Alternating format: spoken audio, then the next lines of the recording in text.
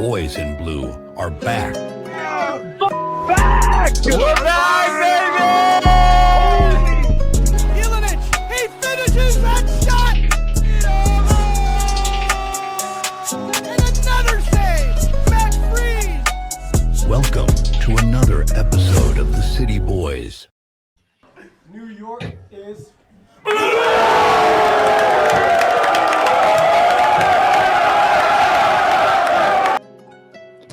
New York is blue, baby! Woo! Yo, what a week! It's been crazy. This is the craziest 2 weeks of NYCFC I've ever seen. From the debacle of Wednesday against Miami to now, it's been a wild couple days. You know what? It keeps the podcast coming. We keep coming back.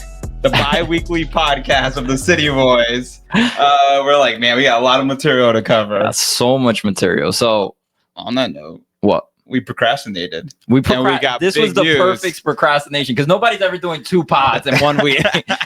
So everybody knows today, David Lee, well, if you don't know, now you know. David Lee has announced he is leaving to Sporting Kansas City. I think it's as of October 12th or something, one of those days. I didn't check the date. As of October, he's gone. My boy's out. Yes. Initial thoughts right when you saw it, and then we'll get into the weeds of everything. Initial thoughts was, I don't know how to feel about this. I didn't know whether to cheer or be actually really sad that he's gone. There's been like moments where we're always like, was it Lee's fault? Was it Cushing's fault? Who do we blame? The lack of signings, the lack of winning, the lack of success since the championship year. And, sometimes we put on Lee, sometimes we didn't. So it was, I don't know how to feel about it. If you looked at the reaction from the fan base, I think a lot of people were happy. I saw some wild stuff online, but I think overall the fan base, from what I saw from just a couple Twitter posts, nothing crazy, but it looked like overall people thought his time was coming. I saw more of a mixed bag. I was on Reddit maybe right before this on the train, and I saw Reddit's the logical people. You don't go to Reddit since when is Reddit logical? It's way more logical than Twitter, bro. Okay, but Twitter doesn't even count as Instagram, the logical. Wow, West. TikTok, I don't even know what's going on there. Yeah, I thought it was mixed. I thought there was a good conversation going on like how you feel about him leaving. But before we go into whether he was good or not, do you find it weird that he left? Something to touch on. He's taking another sporting director job at Sporting Kansas City. So it's not like he is being promoted. He's making a lateral move. Why do you do that? So there's a couple things. There was actually an article from The Athletic saying that CFG is going through a bunch of changes. Could that attribute to anything of why he was leaving? Maybe. Second, if you think about it, yes, he is the sporting director of NYCFC, but this is a huge conglomerate of a huge company in Citigroup, right? So what I kind of always wondered was how much of this decision-making is his versus the actual corporation, what CFG wants, right? And these last couple of years, we've been getting the same story. NYCFC not about making big signings anymore. We kind of want to progress. We want to be a winning team, but a consistent winning team, not with, let's say, the biggest signings. And I wonder if maybe in his eyes, he did want that big signing. Because we talked to Brad Sims earlier 2 weeks ago, and he was like, yeah, we were actually looking at big name, but it didn't happen. Why didn't that happen? You know what I mean? Was anybody else pushing back on him having those big signings? And now, second, it's going to be interesting to see what he does with Sporting Kansas City. Wait, but do you want to touch on what I just said before we even... I guess my whole thing is, okay, now he goes to Sporting Kansas City, and maybe he feels like he has the autonomy to do exactly what he wants, which might have been stopping him being part of Citigroup. That's what I think my process is of him leaving. I mean, I agree with you. I think he's going to a team that needs a lot of help, and they're going to see him as the main man to help them. Versus I think CFG maybe saw him as, a cog in the machine of a much, much bigger machine. And NYCFC, I'm assuming, doesn't get as much love as the other teams as CFG owns. So I think the same thing too. I think maybe on title-wise, the lateral move It feels like a lateral move. Yeah. But I think the power that he's going to get in another place is going to be different. Yeah, exactly. And then that gets us like into his overall, like, was he a good sporting director? Was he not? If we look at stats wise, he was under his sporting director reign. NYCFC won the most points in MLS, not just for NYCFC, most in MLS in that time frame. So you would think, hey, this guy's doing great. He's doing exactly what we want. Is it all rosy and daisies to you? Well, I think if you think about like when he started that, so we're counting, he got signed as sporting director in 2019. I'd like to caveat that he's been with the team since 2014. Since inception. And he was player recruitment director. So he's been involved in finding players since day one that he's been on this team. But he's not the one making the final decisions, even at that time, because he wasn't sporting director. So if you look at the years that he became sporting director, how much of that was what was put in by the prior sporting director versus what was put in after, you know what I mean? Like when he fully held that team together. So I think you want to go through this, right? Like 2021 team. Well, yeah, like one thing I was just thinking, like if we look at that championship team, how many of those players on that starting 11 were his signings? And we could point to Santiago Rodriguez. That was his signing in, I believe, 2021 or 2020. Yes, Santiago Rodriguez. Then we had Alfredo Morales was him. It was under his reign. And Thoresen. But that's basically it. Everybody else on that 2021 championship team was all Claudio Reyna's team. And when we think about that great team, who do we think about? Maxi. We think about Maxime Chanot. We think about Callens. Like that was that core of that 2021 team. And it wasn't necessarily his signings. So I would say, yeah, he might have had the most points, but it could have been from prior years. Now, how involved was he with Claudio Reyna? When you think about it, when he signed, it was like, it's not in this situation. Like in this situation, David Lee's gone and we don't have a replacement right now. There is I don't believe there is a technical director under him right now. I don't think so either. So there is nobody to replace him, while David Lee, I think, was put in that position to shadow him and to then, okay, you might be next in line. Yeah. So then maybe he was more involved in that decision making for those prior teams prior to him getting the job in 2019. Yeah. How involved? We'll never know. Yeah. You know what I mean? And I think we also just never learned like whose strategy. I'm assuming it was Claudio Reyna's strategy to, sign the big players that we had. You know what I mean? I think. I'm not really sure. Towards the middle, though, it wasn't about that. I mean, like, Valentin Castellanos wasn't a big name. Hebed wasn't a big name. You know what I mean? So he kind of, even towards the end of his reign as sporting director, was already shying away. Even though, who was our coach at the time? Dome was pissed because he had guys in mind that he wanted and they would butt heads. And I think that was one of the reasons Dome left. Yeah, then that's what I'm saying. So like when we think about the strategy of like finding unknown talents and bringing them and grooming them, was that what Lee was all about? Like that's what we never really learned. Was that Lee's strategy or was that CFG strategy? Because if you look at the other CFG teams, is that the strategy they follow? Not really. Like you follow Man City and they sign stars. Yeah, but you're talking about the premier team that they want. Of course, that's their biggest team. Now, is it? Oh, I don't follow the other teams, but Girona might be like that because remember, Girona sold Valentin Castellanos. Yeah, and I think they got their money's worth, right? Yeah, I could be all wrong about that actually, because he might have been on loan. Yeah. All right, bad example because we're idiots, but you get me. Like, of course, the premier club, which is CFG, I mean Manchester City, is not going to be one of those teams who's selling their players. Yeah. And if we look, I guess, and now if we think about it, a few years goes by, and we're looking at post championship team. Most of that is 100%.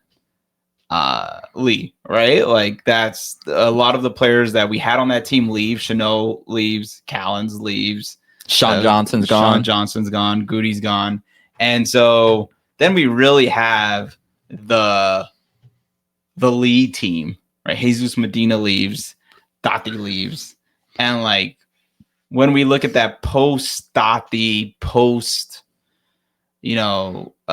that era of new signings. Do we feel like Lee did a good job? Oh, well, so let's run through the players. I guess let's do it from, I think we got the timeline going. So let's keep it going from like the oldest signings to the newest, right? Like, Santi Rodriguez, I think overall great signing, right? Like he helped us win that MLS Cup. He was kind of our marquee player for a couple years. Granted, he tried to make Santi the guy, and Santi wasn't the guy, I would say. I think we can all agree at that point. While Santi was a great player, you needed somebody to be the guy, and he never signed the guy. Yeah. I would say 2022, we were fine after that MLS Cup run, because we went back to the Eastern Conference Final, and I thought we had a striker in 2022, but I could be wrong about that. We had Tati Castellanos for half the year. Yes. And then I forgot who we had a striker. It was kind of a debacle. The problem is then we go into the 2023 season, and we did not sign any striker. Yes. And that is all on David Lee. And I remember us clearly being like, look, this is David Lee's fault, not Nick Cushing's fault after that season. And everybody understood that. Even when we talked to Brad Sims, he understood, like, yeah, we didn't do enough to get enough good players this season. Yes. And that's why they gave Nick Cushing another year. Yeah. But I guess that's a whole other conversation too. Or maybe I'm going into too many parts, but was Cushing the right choice too? That's another thing. And how involved was Brad Sims? David Lee with that. You know what I mean? Yeah, that's true. Because I think where we get is that's the problem with it being part of CFG. I feel like when we see what Lee becomes a Sporting Kansas City, you can put it completely on Lee, right? Or a very large percentage. Yeah. But like Cushing was a CFG guy. He went up the ranks. He was an assistant. He went from head coach to assistant to purposely like be there with Ronnie. And so then the question was he promised the job? Was that not Lee's choice? It was CFG's choice to put him as coach. But if we put that on Lee and Lee's the sporting director, then you would say that signing of Nick Cushing was not a good decision. And on top of that, you didn't give you picked the not good coach. And I think we can very clearly see that now that we've gone the post Cushing era of what a good coach is. And then on top of that, you didn't give him the talent needed. So like, to me, it feels, without knowing a full context about the CFG hierarchy and world, that falls on Lee. Yeah, for sure. And I would say a lot of Lee signing post our MLS run weren't that good either. Let's look at it. Jovan was a disaster. Never worked out. Pellegrini, disaster. Never worked out. Mounsef Bakra. I still like the guy, but disaster. I'm still clapping for you on the 9th minute, Papa. Disaster. The way Talles Magno was handled, this was this his signing? It was his signing. Okay, so technically it was his signing, but it was a disaster the way it's handled. I don't know if you want to blame that on Nick Cushing, which I think partial blame on Nick Cushing, but partial blame on Lee, because for that whole season, we basically didn't have a striker. Yes. Actually, we did have Alonso Martinez, though. That was all Cushing, though. You can't. No. Anyways, he was signed as right wing. No. The Alonso was last year. Talles Magno's been on this team since 2021. Remember this? No, but remember, at one point he said, who did he say that Nick Cushing said the dumbest thing? He said, you can't have two, we don't play a two-striker system. That was Mounsef and Talles Magno. We said, why can't they both be on the pitch at the same time? Idiotic. But then we have to give David Lee a lot of credit. We're gonna. The only other thing I would mention that was kind of also a disaster: the Chanot leaving. Yes. You signed Burke Risa, right? Yes. And Burke Risa was basically Chanot's replacement. Yes. Whatever went down, we know Chanot and Cushing disaster. There was a definite beef in that relationship. Yes. But also, I guess just like you couldn't get Chanot to stay. That doesn't make sense to me. As you're the sporting director, you mend those relationships. You know what I mean? I felt like the whole Chanot thing was a disaster. I don't really blame it on Lee, but I also feel like, Lee signed Risa at the time that Chanot was doing really well, and I think Risa was promised the starting job, and I don't think that was Cushing who was promising the starting job. So I do think that I do put some of that blame on what happened there of Chanot on Lee as well. Got it. And guys, we're going bad because we're going to talk about the good stuff too. But just saying, there is a lot to critique Lee for some of the actions that he did. But there's a lot of positives. And he left at a weird time. it's like everything positive is happening right now. Yes. Like everything that you could say attribute to him is actually flourishing right now. Yeah. Let's look at this. Look at his signings. Ojeda. Well, but before we say that, Yeah. the best signing he's done is getting Jansen, because I don't know that, but I don't know how you attribute. I mean, I get it. He was the guy that we're looking for, but for coaches, do you attribute as much to the sporting director? Well, you think Brad Sims chose the I guess coach? you're right. Yeah. He's gonna work directly hand in hand with him. Yes, you're completely right. So he brings in Jansen, and I think this is important because you're about to mention a bunch of players that if Cushing was still the coach, would we be talking highly about these guys? Fair. And I'm proud would of us. We're having a good discussion right now. And would Asante succeeded Under Pascal Jansen? Yes. So just to point that out. But I think I think you're right. He's leaving at a weird time because this is the most successful NYCFC's been under. Well, no, I think he was the coach under he was the sporting director during the championship year. But this team is mainly what he's built. It's like 95% of what he's built, right? Yes. So in this situation where he's built it all, everything's on him. If you don't count CFG, then this is the best year we've had. And now you can go into the players. Well, I want to start with, I think people forget, Freeze. Freeze was like this guy who was like kind of like a backup. Oh, he was going to battle with Barraza. Freeze became the guy. He's the U.S. men's national team goalkeeper starter. Like, this is he became that guy. And I don't know if Lee had the vision that we all didn't see at the time. Well, I don't think we all doubted Freeze, but he was just a backup. Nobody thought of it as a big deal. And so that's a big one. And now the guys who I think that are coming into fruition, Ojeda. Ojeda under Nick Cushing and Julian Fernandez under Nick Cushing weren't the best players. Is Pascal Jansen getting out of the best out of them? Maybe. We definitely feel like, well, I think everybody feels like, even all the MLS pundits feel like, oh, if these wingers are on, this team is dangerous. So it's like, I'm curious to see if those guys are going to come out to fruition, but they're so far much better than they were under Nick Cushing. And then we got all the guys from this year. Nico, we got O'Neal. Wolf wasn't this year, but Wolf's dominating. Perea. So it's like those signings are now the core of this team that we're all gelling with. We're all feeling happy with. Like, we like this team, right? So you got to give them some credit for that. And another player that's not on the team but was very good for the team was Gabby Pereira. And we lost Gabby, which they gave up Gabby, but at the same time, they've talked about giving those opportunities to kind of keep that reputation going. But on that note, he's also done a really good job at, we'll get young players and then we'll get mad money for them. That's actually very positive for the team, right? Like selling players at a way higher price point than when you got them. That means you're doing something right? That means you saw the vision. Granted, I wish it wasn't that you had to sell them, but this is MLS. And unfortunately, this is CFG. So it's a combination of both those things. But the fact that players are leaving for bigger contracts and people want them, that means the sporting director is doing a good job technically, right? And the last one we didn't mention was just here, and I'm not sure if Lee saw it when he signed it, but Alonso Martinez. How did we miss that? Our main striker. Man. So it's so hard. Honestly, I like wish him the best.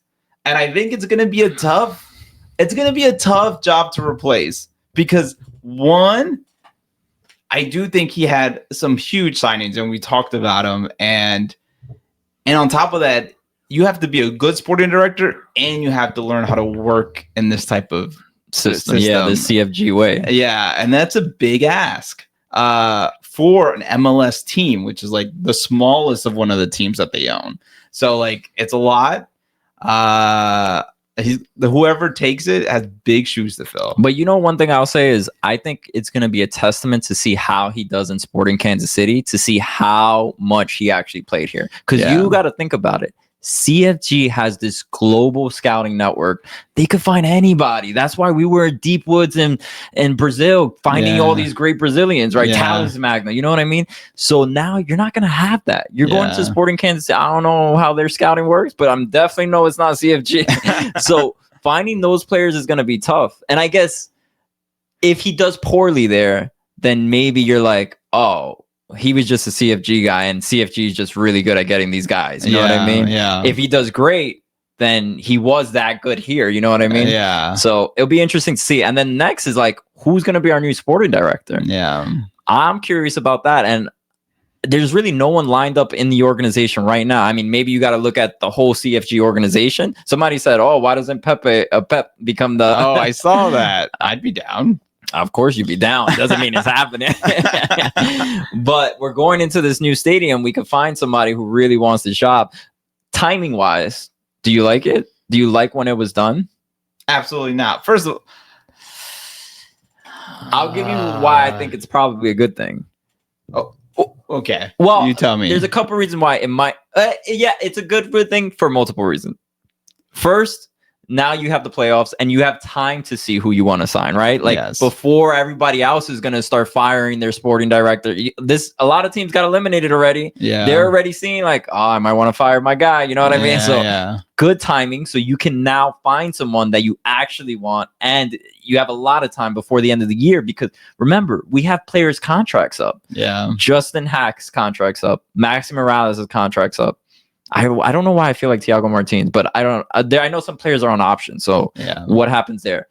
But now that new sporting director should come before our playoff run is over, because usually after the season, it's only like 1 day or 2 days where you have to make your decision. Yeah. So what's going to happen then? At least this new sporting director could come in and then discuss with Janssen. All right, what's the vision? Yeah. Who do you see? So that is the positives of what I see for doing it now. What, you had a negative or no? No, go. I think that's what I was going to cover actually. So I think the timing, why that's good timing. Yeah.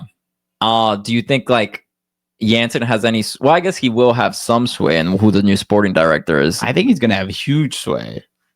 This is also the conspiracy theory that I have. So like this is all conspiracy theory. This is all speculation. But just throwing out there is like, maybe he was really set in his ways. And when we think about timing, and we're not just thinking about timing of like this offseason, but we're thinking of timing for the new stadium.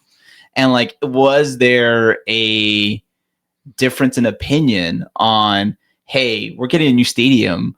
We want stars to make up for, to sell tickets. And maybe Lee was like, I'm not about that. I'm about making the best product on the field. And he was like, I'm going to go somewhere else. Honestly, so I think that could play a part too. I feel like David Lee did give me those vibes where it was like, I don't need a big signing. We're going to win with these young guys. Yeah. I could be wrong about that. But every time we did talk to him, I felt like that. Yeah. So you might be right. There might be a difference in opinions on like how the club should move forward. And he was like, hey.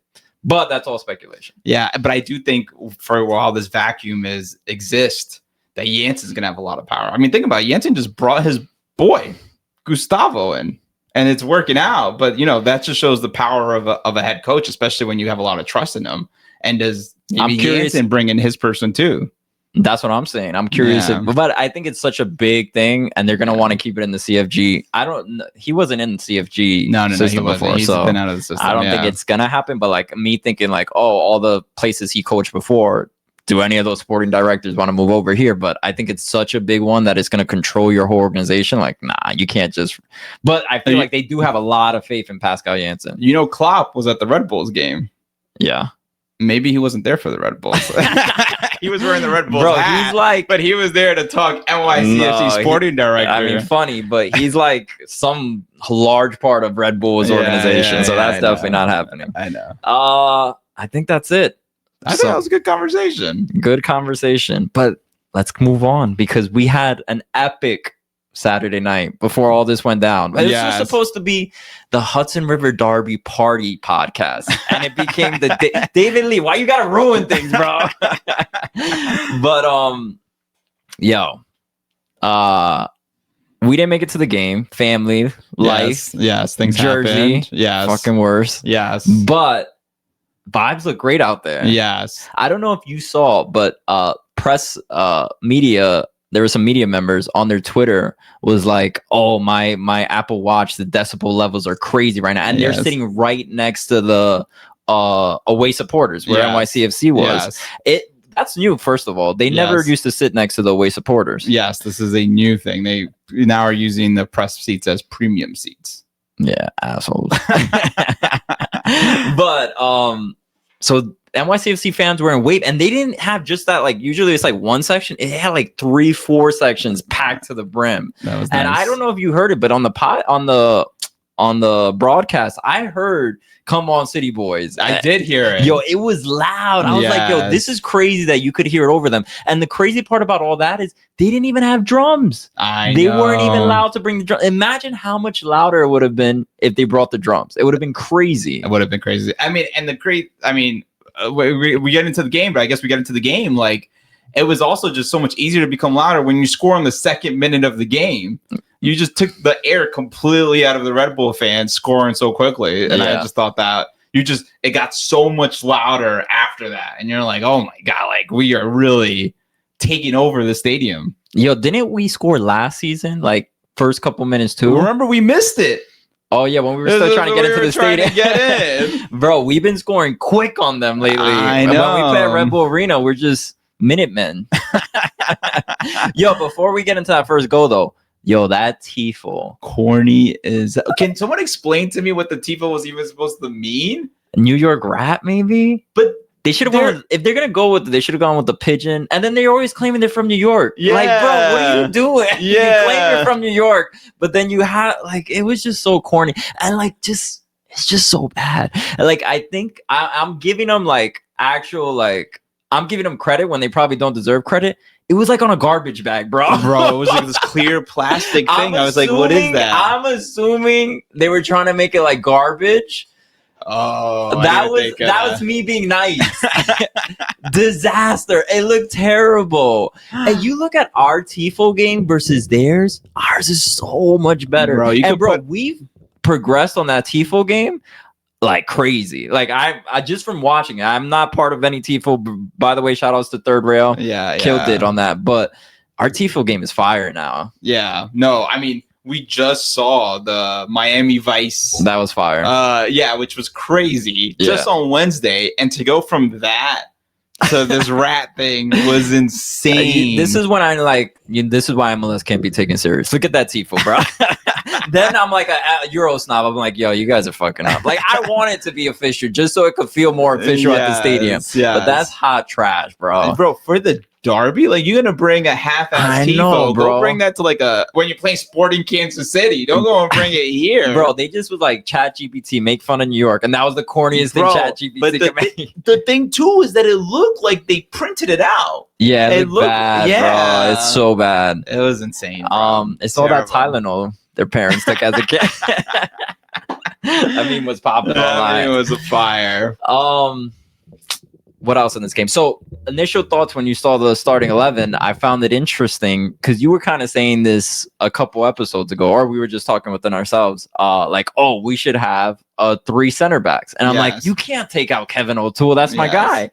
This game, exactly that happened. We had Gustavo, Hack, and Thiago Martins. Yeah, Thiago Martins. What was your thought? I told you guys. I told you it was coming. And he played really well. Man, Gustavo played really well. Gustavo.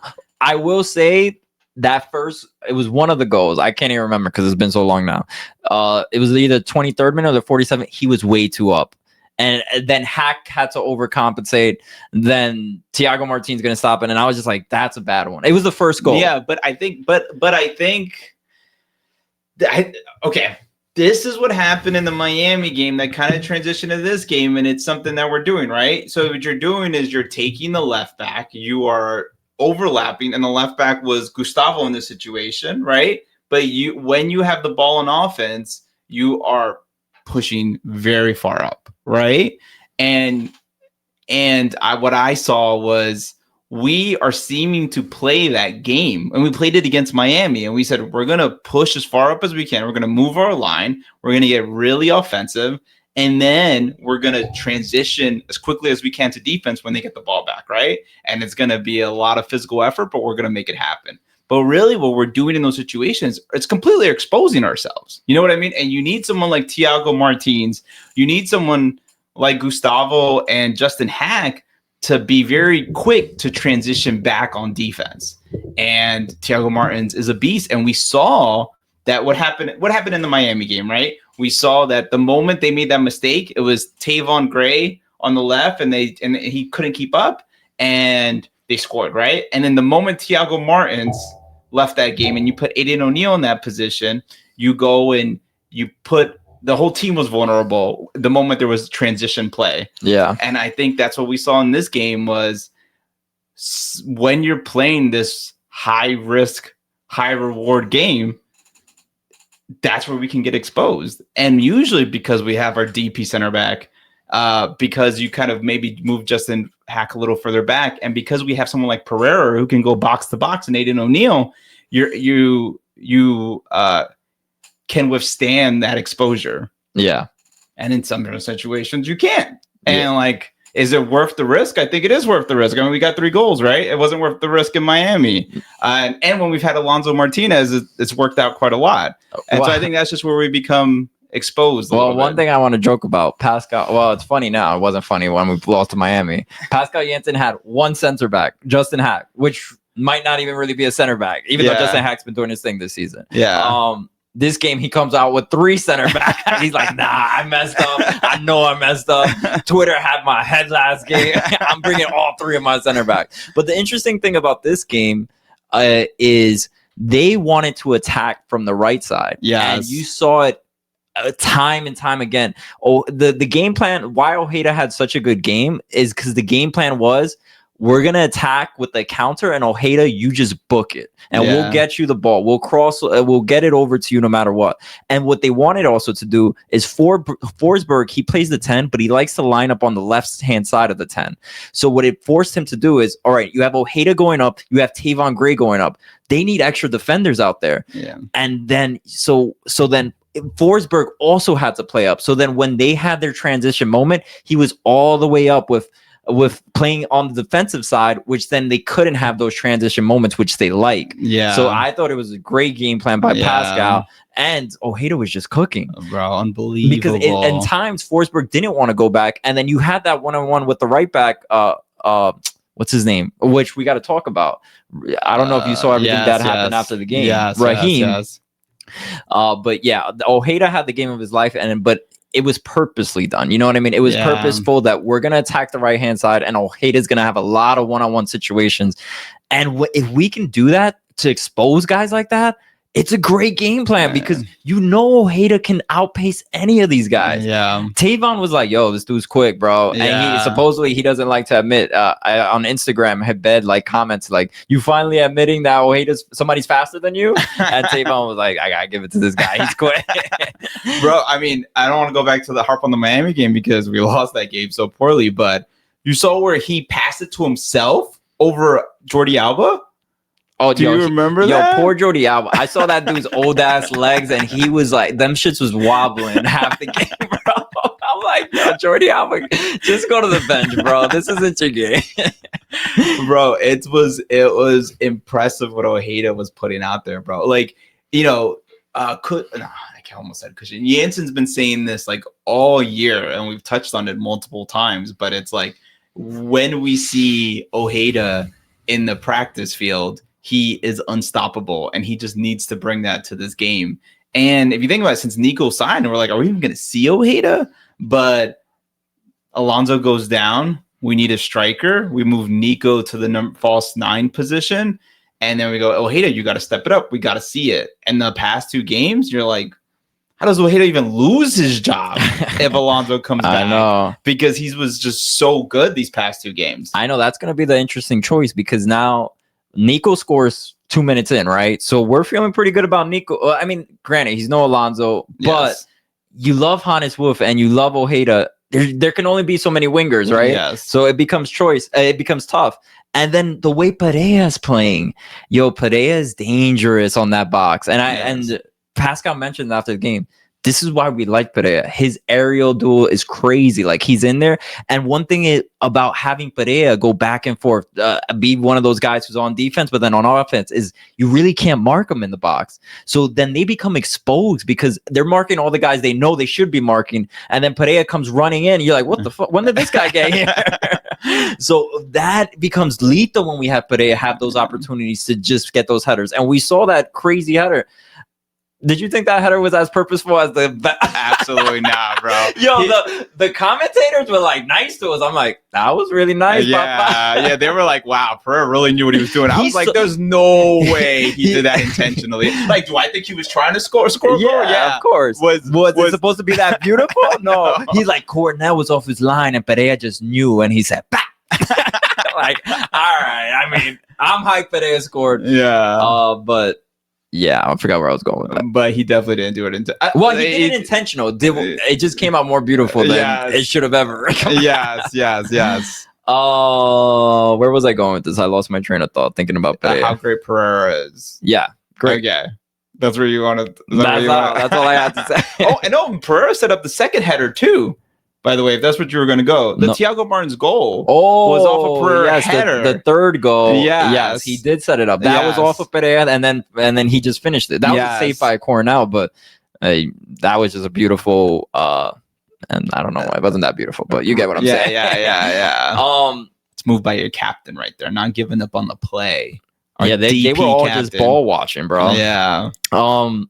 Freeze gets injured. Mm-hmm. First half, right before the half. Yeah, and then he comes out the second half, and we're all feeling like, okay, it wasn't too bad.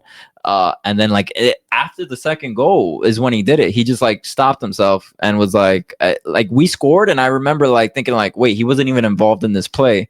So he definitely, I don't know what it was. That's what I'm curious of. Do you think it was like a concussion or like a stiff neck or something? I mean, Janssen said after the game that it was a knock to the head. And I think if you saw the way Freeze gave up that goal right after the injury. And I think Freeze wasn't like 100% there. Like that wasn't the Freeze that we're used to seeing. Granted, it was a pretty good shot by Forsberg. It was, but I think you could tell that Freeze just wasn't Freeze. And so I think, and when Freeze came out of the game, it's not like there was a second injury or something happened. Like literally the ball was on the other side of the pitch and he was like, nah, I got to get out of here. Yeah. So I think it was a concussion. I don't think we're going to see Freeze this Saturday. I wanted to, I don't know if you know it. You probably don't. You definitely don't. But I'm going to ask you anyways, because somebody in the comment will know it. Yeah. What is the concussion protocol? If you leave the game because of a concussion, do you have to sit out the next game?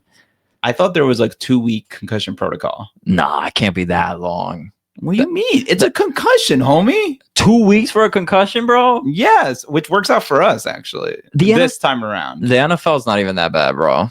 The NFL doesn't care, bro. No, I don't think it's 2 weeks. Well, think about it, that's just one game. Well, yes, technically it's only one. It would be 2 games, and let's say we were on a decision. I don't think they would make it that long. No, but I'm saying it's only one game. For us, I get it because no. If it's 2 weeks from the time you got injured, you'd be there for the second game. Oh, I see what you're saying. So it's still only one game. What if it was in that middle of the thing where we had like 6 games in 15 days? Then we would have missed 6 games in 2 weeks. I don't know. Somebody in the comments find up the MLS concussion protocols because we definitely didn't. No, we didn't chat GPT yet. But Romero came in and he didn't have to do much, but he stepped up. And you know what? I love Romero. Like I was scared, honestly. I didn't want to lose this game. And I was like, oh man, we're not gonna have Freeze, the best player on our team. But Romero looked confident out there. And he had a good there was a couple corners that he was very involved with. And I was like, God, I love this kid. Yo, can we talk about that offsides that was actually onside? Oh my God. That was such a bad we should call. just talk about the ref in general. But so terrible. But the crazy thing is that he went to the camera and you heard the announcer say it. I don't know if you were listening to the announcers, but they don't have the yellow lines at VR and they don't have all the camera angles, but it is so obvious on that pitch. You have like the darker grass and the lighter grass. Yes. And it has basically like a line itself. Like you couldn't have asked for a better place to review something. Yeah. Exactly. It was like, I'll give you the line. Don't worry, Papa. Yes. How did he call that? I don't know. Offsides. That's a bad one on my part. And that would have been an Ojeda goal. And Ojeda deserved that one. He That was deserved a the good goal one for all the hustle he did. Yes. But another thing that ref drove me crazy. Okay, I was already pissed. You gave him 10 minutes of extra time. Oh, yeah, it's extra stoppage time. And the 10 minutes come, and he's waiting for every possession for the Red Bulls to have another chance. I'm like, what are we doing here? Yes. Like, he literally waited till they got it again. They got the ball stolen, and he's like, no, I give it an extra minute. Then they get the ball again, and then finally, when it gets stolen again, he whistles it. I'm like, yo, it was so blatant that he was trying to keep that game going to see if the Red Bulls did one more thing. And I don't usually complain about the ref, but this one was like obvious. It was like weird. Yes. It got me pissed. Yes. But one thing I want to say is we might have just eliminated the Red Bulls. Yes. What's the score right now? We're recording right now. Chicago, if they win this game, they are eliminated. Yes. Hold on.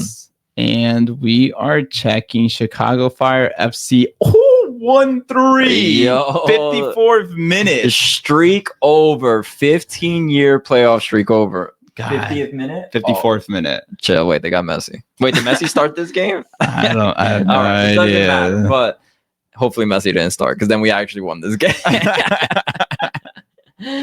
Yeah, that's gonna be awesome. Regardless, I think the Red Bulls are you said they only have a 2% chance of making the playoffs. Yes, 2%. Because Chicago has 3 games versus their 2 games, so it's basically done. Yes.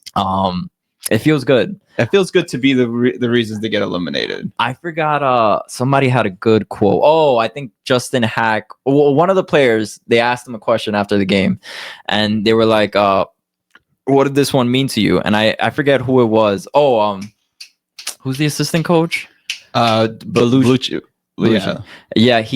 He said, "Look, they eliminated us from the playoffs last year. Let's eliminate them with this game." I was like, "Oh, that's fire!" And I got goosebumps. And it happened. So, Boys in Blue won. That was one of. You know what I also wanted to talk about? Does this trophy, the Hudson River Derby trophy, make these rivalries feel more important? Because I definitely think it has made this even more important. And I feel like it's so awesome that this came from the fans because it just makes it feel like so much more intense. And you could see after that win, Pascal Jansen's face was like lit up, like so into it. The players with the trophy, like I just feel like this trophy makes this rivalry that much better. Agreed. Because I felt like before that trophy, it might have been losing its steam a little. Like I remember the 2020, 2021, the Union games felt bigger to me. And it could have just been because we kept playing them in the playoffs, but it didn't feel as intense as I remember feeling prior to that. But then now I just feel like this trophy really brought up that rivalry game, and that hate is really there. Agreed. And not only that, but you see it from the players on the pitch. I thought this game was extremely physical, and the ref was kind of letting it go. But you could tell, I think maybe it could have been because the Red Bulls their last chance to make the playoffs, and it was our chance to eliminate the playoffs. But I felt like there were 2 teams that were playing for more than just these 90 minutes. Like it felt like so much more was on the line this game. Yeah. So I don't know if it was the trophy or the playoff situation or a combination of both. But yeah, the intensity of this game felt like we were already in the playoffs. Yeah. And Pascal Jansen said like, first of all, he said something funny. He said, I saw the trophy come in and I didn't even know this was a trophy thing. Like what? He was like shocked and he was like, it's big. And he didn't even know. But the cool thing about that is in the locker room. I don't know if we showed the video right before this, but their reaction in that locker room with everybody going, New York is blue. And then everybody saying, come on, New York. Like that is epic. And this team feels special. Yeah. Like I felt like the last 2 seasons, it didn't feel like this, but this team feels like really special. Did we talk about this on the pod last game? What? About the Julian Fernandez goal? Did we talk about this? I don't know if we talked about this on the pod or not. Why? But because I don't know if you remember, but like a few weeks ago, Julian Fernandez scored that ridiculous We didn't goal. talk about it because that's when we recorded and you didn't press record. Yes. Yes. So I'm calling it now. You're saying this team feels special. I agree this team feels special. And it feels like we've been on a run. And I know every year we're like, is this the Goody moment? And we said it on a pod that got never released because Unreleased. the unreleased pod.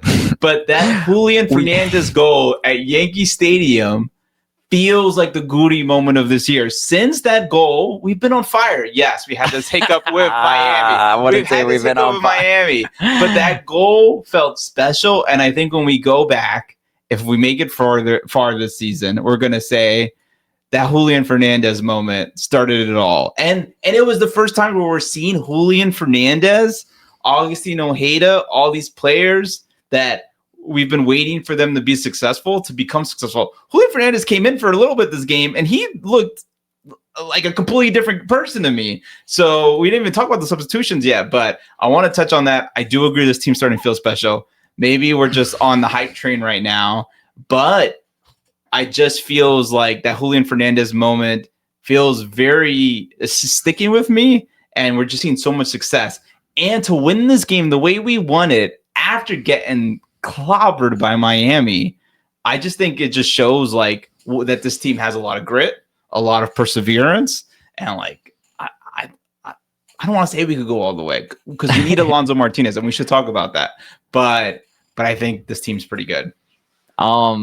Yeah, I was gonna go somewhere. Oh yeah, if we win the next 2 games, we'll be tied for the most wins we've ever had in a season, and we'd have our second best season ever. The only season that tops that is that 2019 run when we were amazing. Yeah. But this team, that's what I think. One thing I wanted to touch on: this team feels like that 2019 team, and this team feels like it because it feels like we're never out of a game, and that's how I felt about the 2019 team. Like anytime we were down at Yankee Stadium, it was like, nah, we're winning that game. I remember we won so much money that year because every bet at Yankee Stadium was a lock. Yes. The team would not lose at Yankee Stadium. Yes. And that gets into our next conversation. There's so much to talk about. wait. Don't leave this game yet. Can we talk about one more thing? All right. Because you're going to talk about the stadium, right? Yeah, there's some big stuff going on with the stadium. What do you got to talk about? Alonso Martinez. We're just excited. This is a great. Maybe we should keep it bi-weekly. We got a lot of material when we do it bi-weekly. Okay, Alonso Martinez. You know what? This transitions to the Philly game.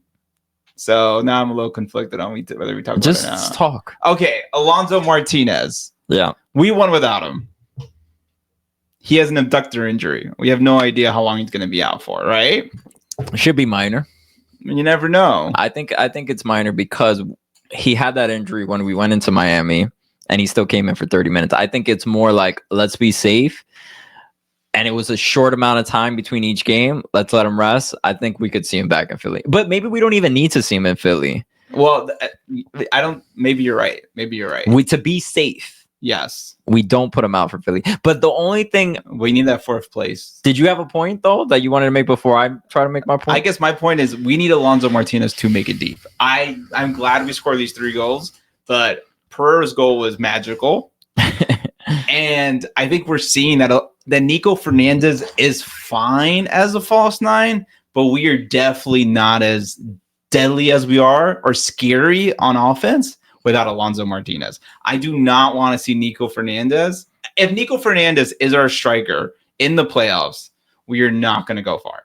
And he's super talented, and can see him playing that position, but it's just a completely different build. He does not, Alonso Martinez took some time to become that like striker that we needed, and I just don't think Nico Fernandez plays the position well. And luckily, he was, in the score goal that he did have, he was in a 1-on-1 position. He has the skill set to get past a 1-on-1 defender, and he did it. But when it was like build-up play, it just felt like he wasn't always in the right spot. And so I say all that to say, I don't think we're going to keep scoring goals if Alonso Martinez isn't out there. Actually, I saw this thing on FOTMob which was talking about like a fun fact for our game against Philadelphia. And it was crazy. It was like, if you look it up there really quick, it was, can you see the stat versus Philly? I think it was like in the last 5 matches, we've scored 11 goals. 11 goals in the last 5 matches. That's insane. That's impressive. And where does that come from? A lot of that comes from Alonso Martinez. Yeah. And I know, the last 3 didn't. But like, I just think he's so important to this team. Yeah, I think the reason I want him to rest, but I also want him to start, because I want it to be like, all right, we got that squad for the next couple weeks that we know we're going into the playoffs with. Because you know what I mean? Like, I felt like we had, it was against, before Miami, we started the same team like 2 to 3 times in a row. And now since Miami, we had to adjust. We had to move it. And I just want to make sure when we get into that playoffs, it's like, oh, we already know each other. This is like locked. Every guy knows step for step where the other guy is going to be. So I wanted to start gelling now before the playoffs. You know what I mean? Because then you never know with the playoffs. Yeah. And talking about playoffs, this gets us into our next conversation. Citi Field playoffs scare me. I actually wanted to look up the stat on this, but the Mets get eliminated, right? We don't know where our playoffs are going to be. We don't know what the Yankees are going to do. They're down 3-1 right now to the Red Sox, which is in the wild card. In the wild card. So they could get eliminated early, the Yankees. Hopefully not. I got a parlay right now, so they better win. But we might have to play. We're definitely. So they just announced a venue change right now. We're playing our Seattle game at Citi Field. Yes. Now that the Mets have been eliminated. Yes. Now, how do you feel about NYCFC playing at Citi Field for a playoff game? I mean, we have like 0 success. Yeah. So I would prefer to play at Yankee Stadium. Yeah. And I don't know why, though. Like, I like Citi Field. I like the atmosphere at Citi Field. It feels louder at Citi Field. But NYCFC playoff games at Citi Field is a disaster. We know 2019, everybody remembers it. That was a horrible, horrible night. Yes. Red Bull Arena, Red Bulls come to Citi Field, we lose. So I think those were our only 2 playoff games at Citi Field. Yes. So I just and honestly, it's not a playoff game, but that Miami game felt like a playoff game. There were 40,000 people. It was the big lights. And we kind of did terribly. We were good for 70 minutes, but we weren't fun to watch. Yeah, it was actually, we didn't talk about it, but that game was boring as hell for such a long time because Miami loves to stop the ball constantly because of all the old men they have on that team. But yeah, like we have not done so great in big situations versus at home. Well, at home, they're both home, but at Yankee Stadium, we've won the Campeones Cup. We've won, I think, a playoff game. Yeah, there. we've won against Atlanta. We won. Yes, and so I want to be at Yankee Stadium if there's a choice. I don't care for baseball. I know everyone loves the Yankees, but for my boys NYCFC, I would rather us be home at Yankee Stadium. So where do we sit in the conference right now? That's what I want to say. Like, we're not locked. We're not locked for a playoff spot. I just want to point that out because so in a way we are need locked in for. No, I'm sorry, we're not locked for a home game because if you look at it, Inter Miami's 4th right now, which they're about to lose, which is good, but they have a couple more games 2 to games play on us. Yeah, now after this game, they only have 1 game on us. But if they continue to lose, but they just scored, so it's 2-3 now. So we're getting close. We're tied at them at 56 points, and then Charlotte and Nashville also have 53 points, and Orlando City has 52, and they have a game on us too. So like, and Chicago, who's about to win, is gonna have 51 points if they win this game, and there's 8. So like, this is still super close. If we get one more win, it's a lock, I think.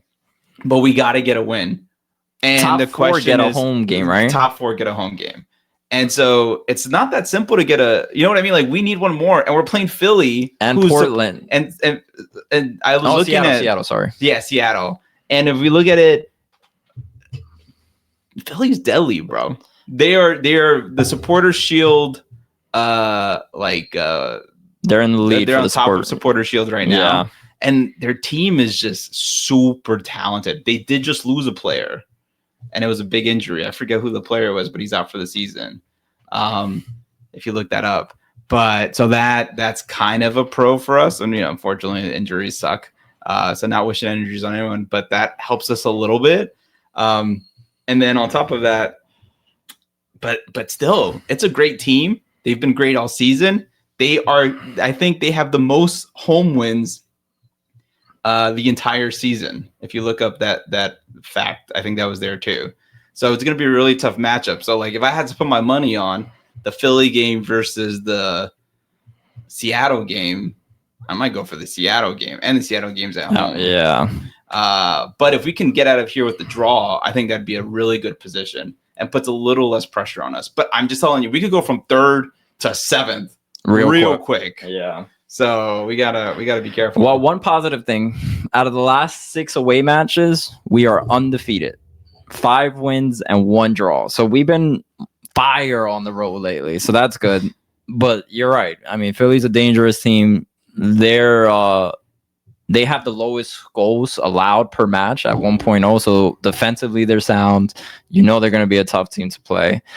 So we'll see what happens. And they've scored, I think if we look at it, they've scored 9 goals in their last 5 matches. So they're also a scoring machine. And like I said, ranked 1st at home this season. Crazy. And they're playing at home. Dangerous. The thing is, we roll deep to Philly too. I mean, we're on such a high that I think people will roll deep. I actually kind of want to go. But I actually want to go too, man. I got to bring. You got a babysitter for me? Yo, if I got any listeners of the pod who want to watch my kid, I'm down. Somebody's gonna say bring her. It's 7:30 at night. I can't. Yeah, you can't come to that game. That would be fire, though. That would be fire. We gotta get mom to watch the kid. I think that's it. Oh, you had a stadium tour. Oh yeah, you visited. Man, so much shit happened. So much happened. By the way, you produced no content from that, and I'm very upset with you. No, it's coming. It's been a bit. Bro, we've had so much material to crap on the Red Bulls on. It just hasn't been good timing. But the material, it's gonna come out. I'm gonna have a video. It's gonna be a cool little thing we'll put together. But talk about it. But let's talk about it while we have you guys' attention, or your guys' attention. No, he's stalling. He doesn't know what he wants to say. He forgot pretty everything. much. He was sleeping during the organization was like, "Yo, guys, we're gonna have like a little walkthrough of." We should have at least put pictures up here, bro. We're a visual podcast. We got no pictures to show them. Airdrop it, bro. It's gonna take way too much time. But they were like, "Oh, we're gonna have a few people to do like a tour of where the stadium is at this point." And it was cool, man. And there was a lot of people there. The Cooligans were there. Blue Balls was there, AM New York, a bunch of other organizations that I had no idea who they were, but seemed cool people. And it really felt real. You know what I mean? Like, I know when we had the what do you call it? Where you put the shovel in the ground? Yeah. The shovel in the ground. But it's like, by the way, they were like auctioning that shovel for like $5,000. I'm like, bro, keep the shovel. It's kind of cool though. I mean, for a stadium that's going to be there for like 50, 70 years. Yeah. Like that's one thing they told cool. you, right? Which I found interesting because you said that they said they expect the life of the stadium to be for 75 years. 75 years. And yeah, so there were 3 people who were doing like the main talking. It was Brad Sims, of course, the CEO, and 2 other people, a woman who I can't remember her name and a guy who I can't remember. This is why we let Danny go to these things to cover great events. But like the guy though, the British guy, he's like the engineer or something like that. He's been with CFG since he's been friends with the CFG team since before they even owned CFG. And he's been there to help create all the stadiums. So he was there with Girona and he was there with all the other teams. And so he's been around forever. And I think he moved here in 2014 to help build this stadium to the States. My guy had the easiest 10 years of his life. Like, I'm working so hard. 10 years just chilling. Like, it's so hard building this stadium. The parking lots. We can't figure out the parking lots. No, but it was really cool to like, he was talking about like, this is where the locker rooms are going to be and like how important it is to like have the locker rooms in a place where the players have their own space and like the vibes are high because that's where they like get prepared for the team. And he talked about like the corridor where they'll come out. I forget what you call that. The tunnel and how it's going to be like this epic tunnel where, you know, the people, of course, have a lot of money. Are going to be that's all I thought about. Like, yeah, the people with a lot of money are going to have a great time. Yeah, are going to be like right next to the players. And so that'll be different. But also the supporters section. The supporters porch. That's what they're calling it, right? Porch. Look, but just the section itself, they said it's the steepest. It's the steepest that on any that's allowed in the United States.